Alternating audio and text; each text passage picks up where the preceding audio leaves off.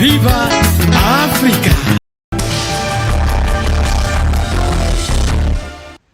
Madame, Messieurs, bonsoir. C'est un spectacle désolant qu'offrent différents marchés publics dans la capitale. La vente des denrées alimentaires s'effectue dans les mépris total des notions d'hygiène pendant cette période des coronavirus. C'est un dossier à suivre dans ce journal. Lucien Kabea, c'est un escroc. Il se faisait passer pour un conseiller à la présidence de la République pour escroquer les gens. Il a été arrêté et condamné à 2 ans de prison. C'est le sommaire de cette édition des 19h. À toutes et à tous, bienvenue à cette grande édition d'Histoire sur la radio-télévision nationale congolaise.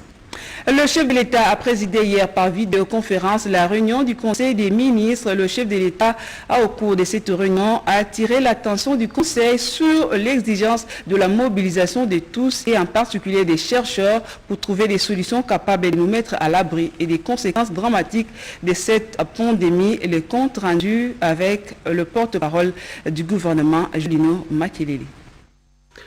C'est ce vendredi 24 avril 2020 que s'est tenue par vidéoconférence la 28e réunion du Conseil des ministres sous la présidence de son Excellence, M.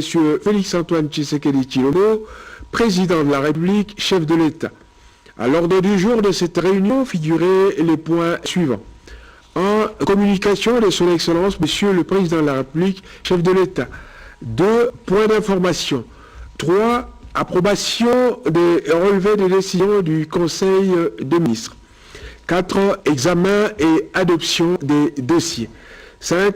Examen et adoption des textes. De la communication de son Excellence, Monsieur le Président de la République. La communication de son Excellence, Monsieur le Président de la République était axée sur 4 points. 1. Les relations avec le Fonds monétaire international. 2. L'information sur le Conseil économique et social. 3. La situation sécuritaire en Ituri et au Congo central. 4. L'autorisation de prorogation de l'état d'urgence. Et parmi les pays africains avec un taux de mortalité élevé dû au paludisme, un tableau de lutte contre cette maladie par le programme national de lutte contre le paludisme, cette journée mondiale consacrée à la lutte contre cette maladie. Et on célèbre également ce 25 avril la 5e journée africaine de sensibiliser au sort tragique des milliers et des personnes détenues sans procès pendant dans des prisons et des postes de police africains. Lutte contre le Covid-19, la RDC multiplie des stratégies pour contrer la propagation rapide de cette pandémie. La task force présidentielle qui coordonne le docteur Roger Kamba, conseiller principal du chef de l'État en charge des couvertures maladies universelles, entreprend plusieurs activités dans la capitale. Reportage. Ils sont nombreux, les fonctionnaires et agents de l'État qui ont touché à leur salaire pendant qu'ils sont en télétravail. Dans le contexte économique très difficile, le gouvernement tire le pari de payer dans le mois. Nous devons nous estimer heureux dans ce pays parce que les salaires sont réguliers. Les salaires sont payés mensuellement, nous n'avons pas de retard de salaire. De ce côté-là, les gens qui perçoivent le salaire de l'État peuvent s'apaiser, peuvent se calmer, il n'y a aucun problème, ça va continuer. Justement, tout change, surtout que les recettes se sont gravement amenuisées. Ce samedi 25 avril 2020, le Premier ministre Ilunga Lunkamba joue la corde de la prévention. Il avait pris l'engagement devant les élus légitimes du peuple de ne dépenser qu'en fonction du disponible. Le Premier ministre et chef du gouvernement nous a invités pour apprécier la situation afin de définir les instruments de gestion du budget pour le 2e trimestre. C'est agi donc de cet exercice-là, nous mettre d'accord sur le plan de trésorerie. C'est-à-dire, nous nous attendons à quel niveau de recettes. Et par rapport à ce niveau de recettes, nous allons dépenser quoi et comment. Ça, le plan de trésorerie auquel s'arrime le plan d'engagement budgétaire.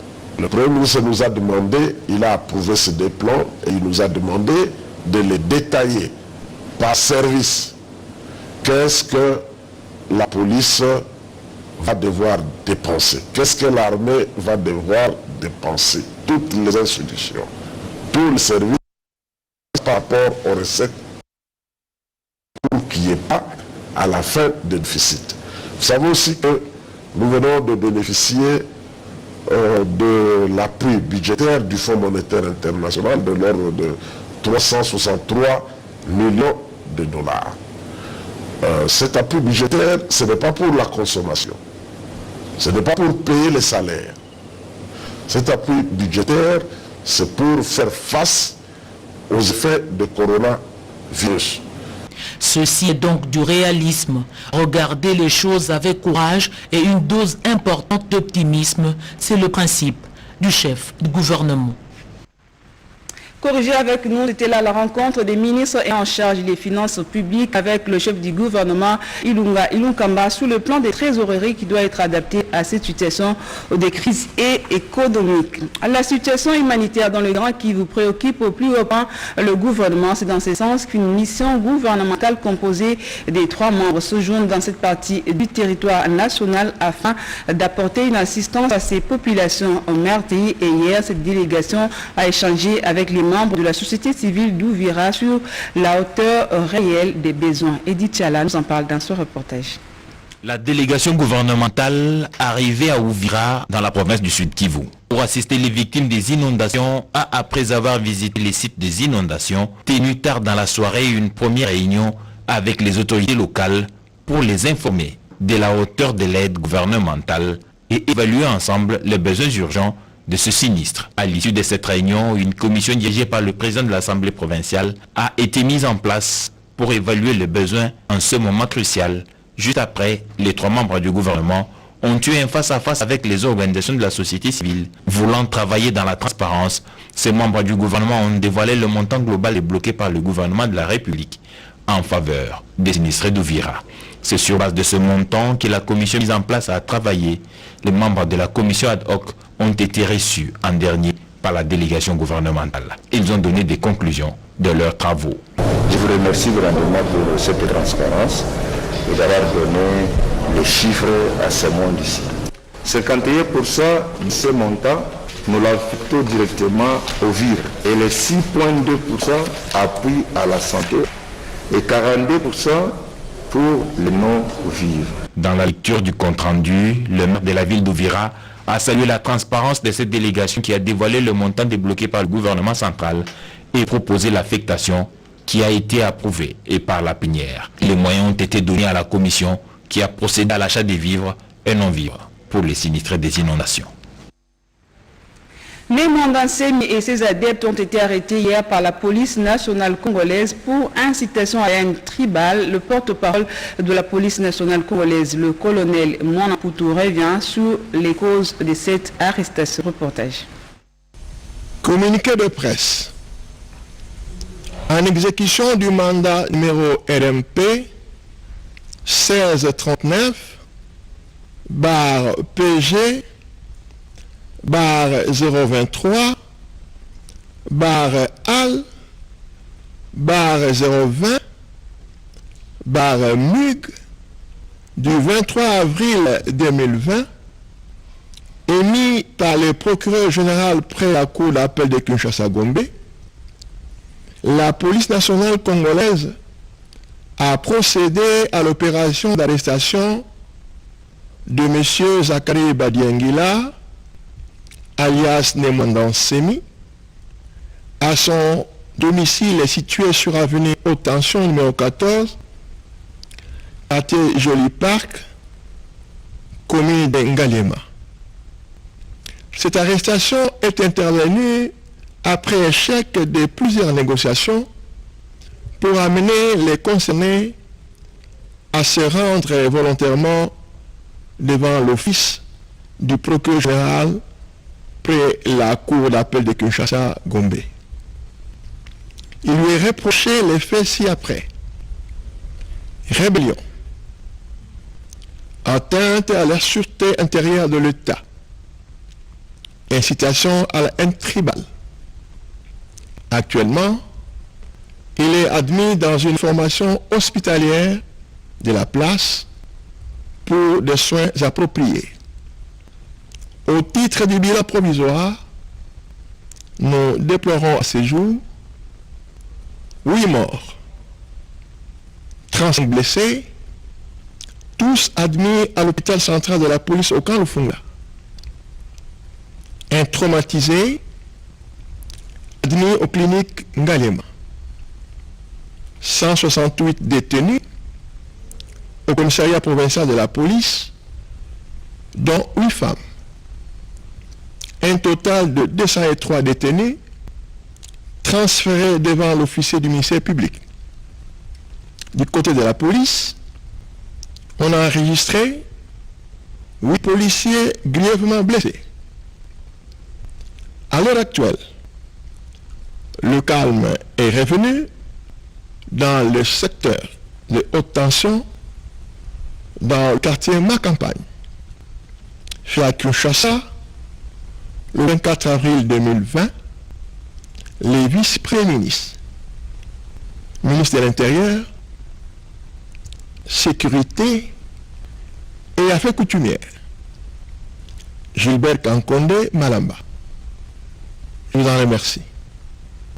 Je l'ai dit tantôt, lutte contre le Covid-19, la RDC multiplie des stratégies pour contrer la propagation rapide de cette pandémie. La task force présidentielle qui coordonne le docteur Roger Kamba, conseiller principal du chef de l'État en charge des couvertures maladies universelles, entreprend plusieurs activités dans la capitale. Reportage. L'implication de tous dans la recherche des voies et moyens pour sortir la République démocratique du Congo de ce fléau mondial qui est le coronavirus, c'est l'objectif de cette rencontre voulue d'échange entre la task force de la présidence de la République et les animateurs de quelques ONG actives dans la lutte contre le Covid-19. Question de partager sur les attitudes à adopter face à cette crise sanitaire. Pour le conseiller principal du chef de l'État au Collège Santé et Bien-être, il est question ici d'adopter ensemble une planification stratégique en vue d'aider la RDC à anticiper la crise afin d'éviter l'hécatombe. La société civile de riposte au Covid va se mettre dans cette phase de production des stratégies pour intégration dans le plan multisectoriel. Ils devront développer un plan de mise en œuvre des stratégies qu'ils vont développer. Dès la semaine prochaine, nous allons rentrer dans une autre composante du secteur. La santé, cette composante, sont les entreprises publiques et privées qui font la composante privée. Et là, je pense que nous allons nous rapprocher de la FEC et mettre tous ces hauts responsables ensemble pour qu'à leur tour, ils puissent s'approprier la lutte.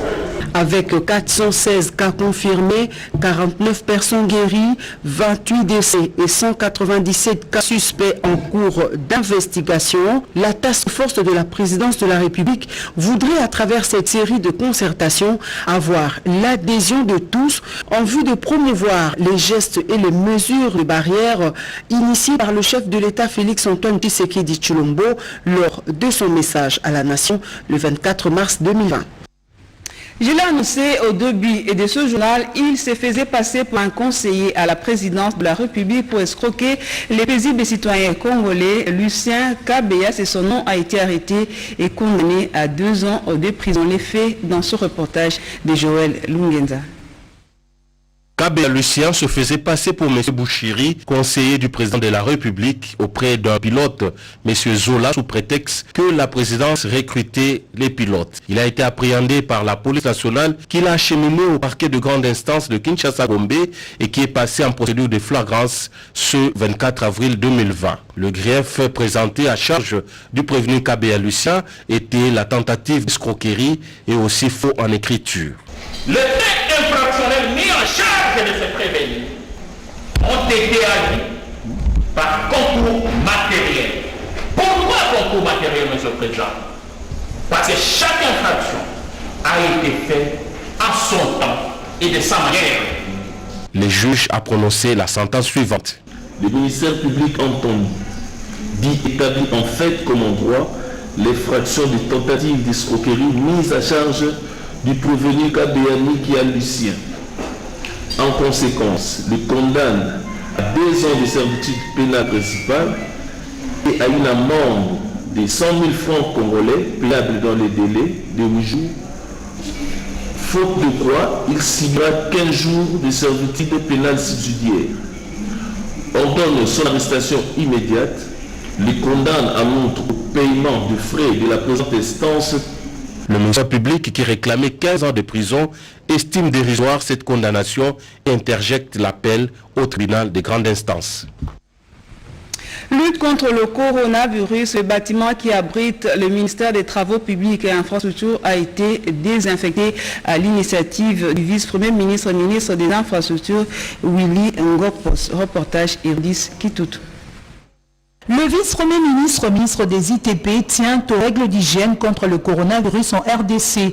Conscient du danger de cette pandémie, Willy Ngopos Sunzel a tenu à la désinfection du bâtiment qui abrite le ministère des ITP dans la commune de la Gombe, épicentre de la maladie à Kinshasa. L'alliance des bâtisseurs congolais qui se range derrière la détermination du vice-premier ministre des ITP dans la lutte contre cette pandémie a procédé à la désinfection de cette bâtisse avec des matériels adéquats, fumigateurs, pulvérisateurs et atomiseurs. Tous les bureaux ont été assainis. Cette opération va se poursuivre dans d'autres bâtiments que gère le ministère des ITP. Pour le directeur de cabinet de Willy Ngopos, c'est l'occasion de louer le travail qu'Abba ABC. Son Excellence, Monsieur le Vice-Premier ministre, ministre des Infrastructures et des Travaux publics, a jugé nécessaire de désinfecter tous les bâtiments publics pour protéger évidemment les fonctionnaires. C'est l'occasion pour moi de dire merci à nos partenaires ABC, Alliance des bâtisseurs du Congo. Ils sont toujours là pour soutenir l'action du ministère. Ce consortium d'entreprises congolaises dont la construction veut à tout prix construire un mur pour éradiquer le Covid-19 en RDC. Puisqu'il nous faut construire un mur contre cette pandémie, il nous a semblé opportun et urgent de venir d'abord commencer par le ministère des VTPR, qui est justement le miroir de toute la RDC. Donc voilà l'objectif de notre visite aujourd'hui. Nous sommes là donc pour désinfecter le ministère des VTPR et avec le concours des autorités, on est prêt à faire cette même œuvre autour de toute la capitale. Au ministère des ITP, les mesures d'hygiène sont de stricte application. Willy Ngopos avait depuis le début de cette pandémie à Kinshasa édicté quelques directives sanitaires telles qu'annoncées par le chef de l'État dans son ministère. Cette opération de désinfection s'est poursuivie au bureau technique de contrôle. Après cela, les membres du cabinet en service minimum et les visiteurs accéderont ce lundi dans les bureaux assainis. Le spectacle qu'offrent les marchés publics de la capitale pendant ce temps de crise sanitaire est vraiment désolant car la vente des denrées alimentaires s'effectue dans les mépris total des notions d'hygiène, ce qui pourra favoriser bien sûr la propagation rapide du coronavirus. Odino Kaluma nous en parle dans ce dossier. Au rond-point Ngaba, un des points chauds de Kinshasa, aux alentours, des petits marchés évoluent en toute impunité, des produits de première nécessité étalés à même les sols et font bon ménage avec la crasse. Une scène qui illustre à suffisance combien la santé des milliers de Kinoises et des Kinois est mise en danger. Surtout en cette période où le nombre de personnes ayant contracté le coronavirus à Kinshasa est en progression. Pour éviter que le marché public ne soit pas les foyers de contamination du virus, le professeur Marie-Claire Yanjunembo tire la sonnette d'alarme. En RDC, et surtout ici à Kinshasa, il y a quelque chose qui a toujours frappé mon attention, c'est qu'il n'y a pas de mesures d'hygiène pour la vente des produits alimentaires. Bien que le Congolais a toujours dit que le noir ne meurt pas de microbes, au moins cette fois-ci, le corona a prouvé à la face du monde entier, surtout des Africains, que les microbes, ce n'est pas votre ami. Les microbes qui tuent tous les jours. En ce moment, justement où les gestes barrières sont les maîtres mots pour barrer la route à la propagation de la pneumonie virale, autant à tout souligner, cela doit s'appliquer dans les marchés très exposés aux microbes de toutes sortes. Quand nous sommes au marché, prenez les étalages ou du moins les endroits où on vend les vivres frais. D'une manière générale, le fait de ne pas couvrir les aliments, qu'ils soient frais ou préparés, c'est déjà une exposition aux microbes. Si aujourd'hui nous portons les masques, c'est parce que nous voulons empêcher les microbes d'entrer dans notre corps. Et nous avons opté pour les masques. Les aliments aussi devaient être masqués. Au-delà des gestes barrières vulgarisés à ces jours à outrance, Marie-Claire Yang Jundembo appelle les vendeurs à appliquer ces mesures. Les vendeurs doivent porter des gants. Les vendeurs au marché, même dans les supermarchés, pour manipuler la nourriture, ils doivent porter des gants. Ils doivent nettoyer les mains, je dis, à chaque geste. Avant de servir à un autre client, parce que c'est là où se fait le transfert. Avant de servir à un autre client, il lave d'abord ses mains et il sert le client.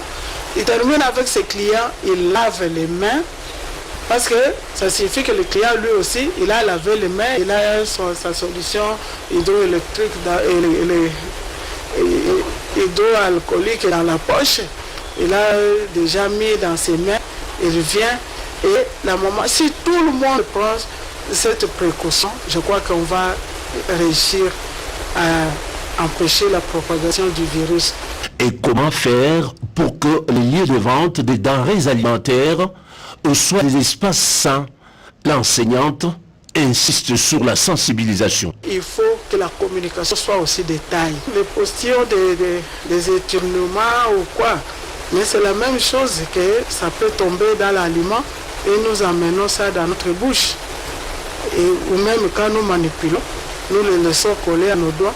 Quand nous allons prendre un deuxième client, un deuxième pain, nous avons pris le pain de celui qui a choisi abandonné, qui a laissé le virus, nous avons servi à un autre. Ouais, tous sont des exemples concrets que les gens vivent tous les jours. Ils voient ça. Et à ce moment-là, vous allez voir que le communicateur va élaborer un message correspondant. Je n'ai pas encore vu des messages comme ça. Dans cette lutte contre la pandémie du coronavirus, la spécialiste en microbiologie alimentaire et nutrition apprécie les efforts jusqu'ici fournis par l'équipe de riposte dirigée par le professeur Jean-Jacques Mouyembe. Elle encourage de même les décideurs d'avoir mis les moyens nécessaires pour renforcer la lutte. Le Centre de réflexion et appui aux initiatives de développement à un collectif des associatifs ont distribué des kits de protection contre le coronavirus à la population de Lemba. Rodé Panda pour les commentaires.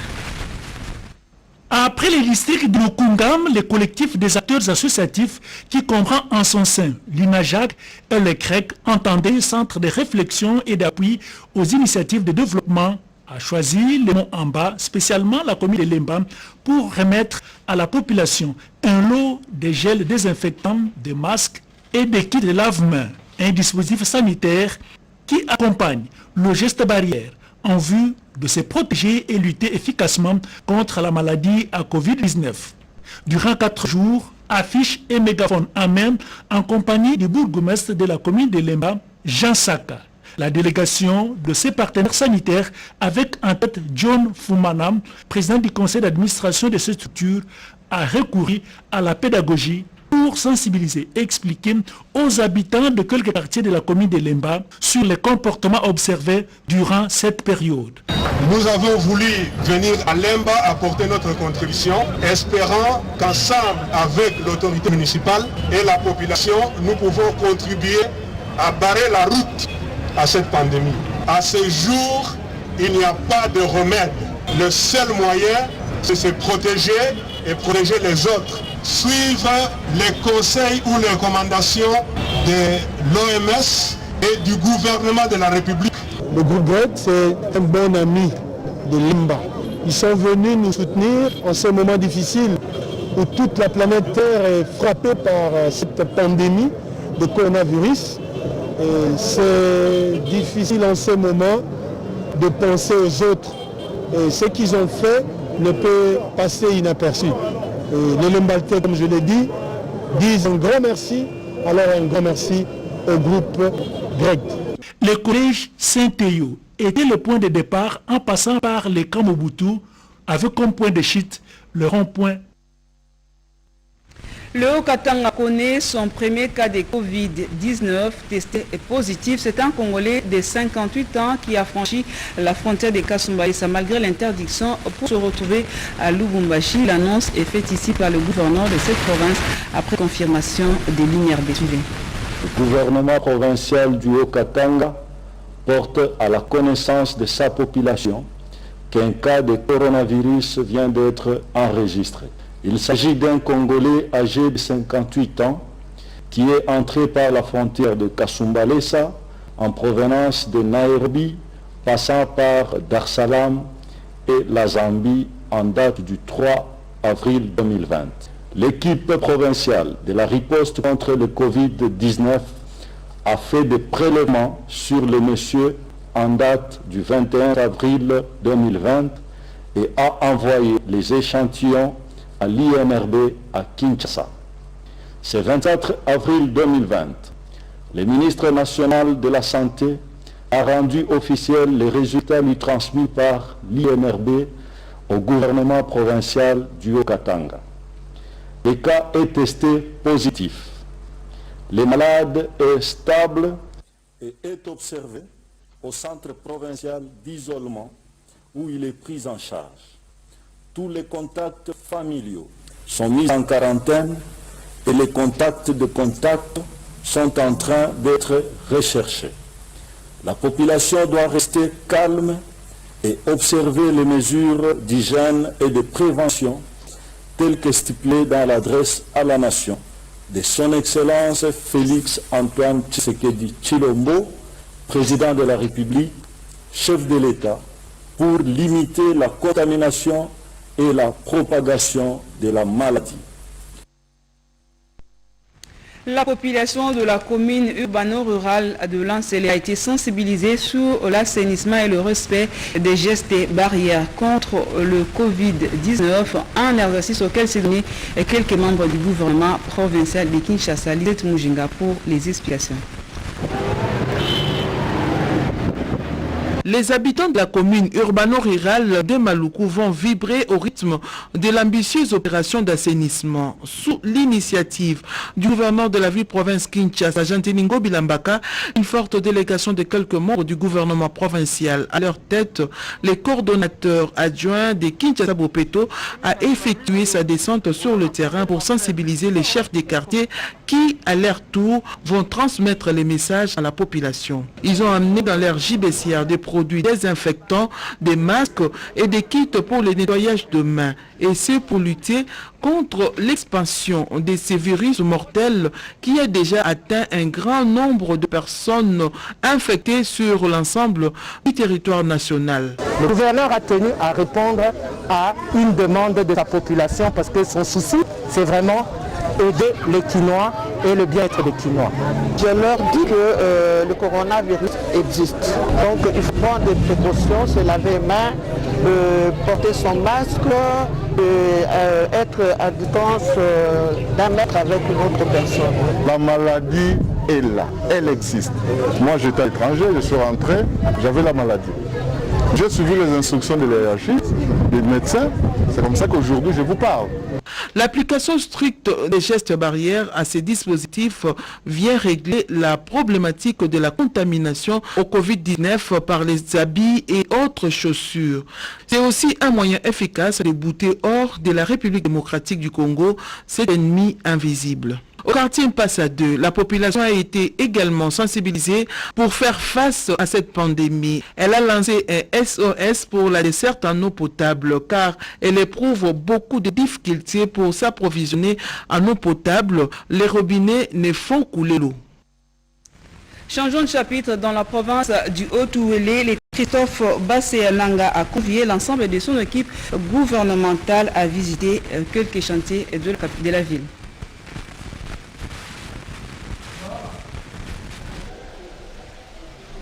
Pourtant, permettre aux membres de son gouvernement qu'il réunisse ce vendredi en conseil. Christophe Bassianinong improvise cette descente rarissime sur les chantiers en cours dans la ville. Ici à Gossamo, l'autorité provinciale s'emploie à donner le maximum d'informations à ses hôtes pour éclairer leurs lanternes, particulièrement pour ceux qui ne sont pas liés directement au secteur. Après cette escale, l'imposant cortège quitte le site direction Magambé en passant par le tronçon Sainte-Anne en mutation. Sur la route Bédié, la délégation tenue par la métamorphose de la chaussée, car quitter Taille vers rue Maguet en voiture n'était qu'un rêve pour Guillaume Léo Makombi, ministre de Finances, posté ici dans la concession de l'état-major de la PNC à Chantier. J'ai vu ce que seuls les aveugles ne peuvent pas voir. C'est-à-dire qu'il y a réellement une volonté de la part du chef de l'exécutif actuel de bien vouloir développer cette ville d'Issiro, qui doit être le miroir de la province où tout elle est, en tant que son chef-lieu. De son côté, Ismaël Bouzé du Budget pense que l'actuel gouverneur est tout simplement l'homme de la situation. C'est pourquoi je demande à nos frères de comprendre que la ville d'Issiro n'est plus la ville qui appartient aux autochtones. C'est une ville qui appartient à tout le monde et à chacun de nous, à chaque population qui veut vivre ici à Isiro. Pour le moment, nous devons laisser à son Excellence, Monsieur le gouverneur Bassiani, d'aller avec sa vision jusqu'à la fin de son mandat. Et c'est la fin de ce journal des 19h sous la radio-télévision nationale congolaise. Merci de l'avoir suivi. L'actualité continue sur nos antennes. Prenez rendez-vous avec Sadi Kenina à 20h. D'ici là, merci de rester chez vous.